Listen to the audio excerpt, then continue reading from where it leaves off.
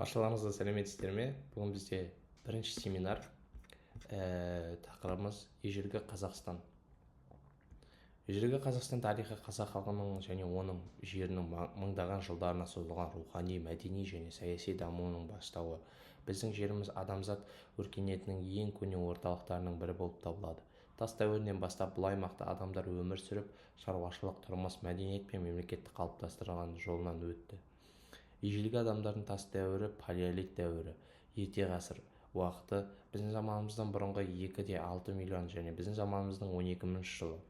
Бұл дәуірден алғашқы адамдар ерте гоминидтер Қазақстан аумағында тіршілік ете бастады.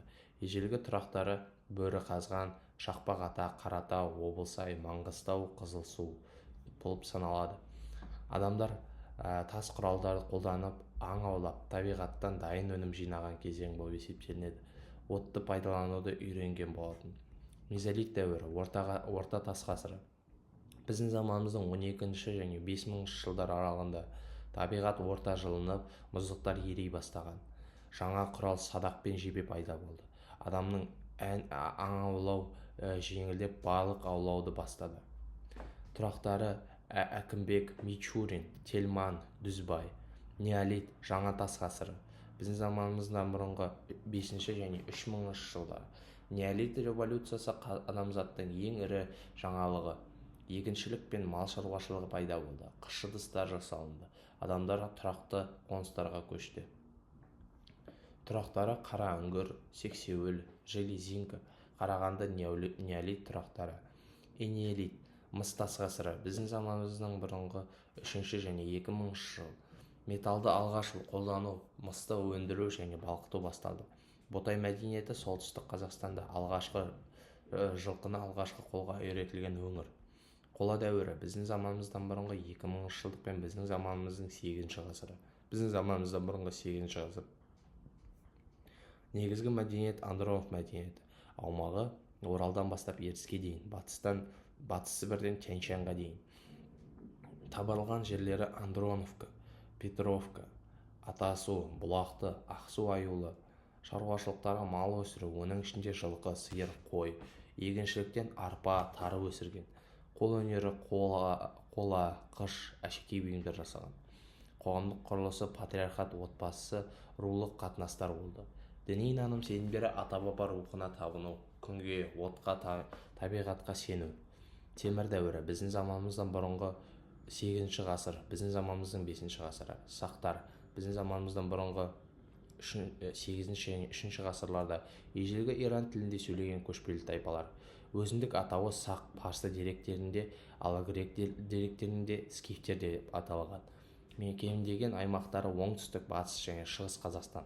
Негізгі топтары Тигр-Хауда сақтары, Жетісу мен Сырдария ортасында өмір сүрген. Парадария сақтары, Арал теңізінің маңы, батыс өңірі. Хаумо-Варга сақтары, Памир және Әмудария бойында. Билік және қоғамы елді патша, әдетте ержүрек, батыр, ақылды адам басқарған. Әйелдер де билікке араласқан, мысалы Тамирис ханым. Мәдениеті мен өнері аң стилі жануарлы бейнесінде әшекейлер, алтын бұйымдар. Белгілі ескерткіштері Есік обасы, Алматы маңында табылған алтын адам. Бес шатыр қоғамы, Іле өзені бойында. Шілікті мен Берел қорымдары. Тарихи тұлғалары Тамирис, Массагет патшайымы Парсы патшасы Керге қарсы соғыста жеңіске жеткен. Шырақ парсылармен соғыста ерлікте көрсеткен Сақ батыры. Сарматтар біздің заманымыздан бұрынғы 8 және біздің заманымыздың 4 ғасырларында. Мекендеген батыс Қазақстан мен Еділ бойы. Кәсібі мал шаруашылығы мен аңшылық, металл өңдеу. Әйелдердің қоғамдағы рөлі жоғары болған. Белгілі ескерткіштері Бесоба, Сынтас, Қорғалы әшекейлері.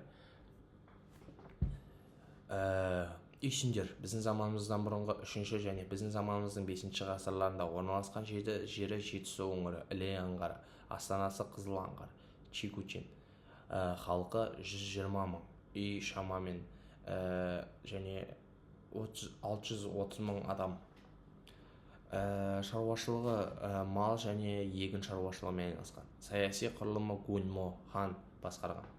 Қаңлылар біздің заманымыздан бұрынғы 3 және біздің заманымыздың 5 ғасырлары орналасқан жері Сырдарияның орта ағысы, Ташкент маңы, астанасы Питяйн қаласы. Қытай деректерінде Канзю деп аталған. Көрші елдермен ғұндар үйсін қытайлармен дипломатиялық қатынас орнатқан. Ғұндар біздің заманымыздан бұрынғы 3 және біздің заманымыздың 5 ғасырларында Еуразия даласында құрылған ең ірі көшпелі империя.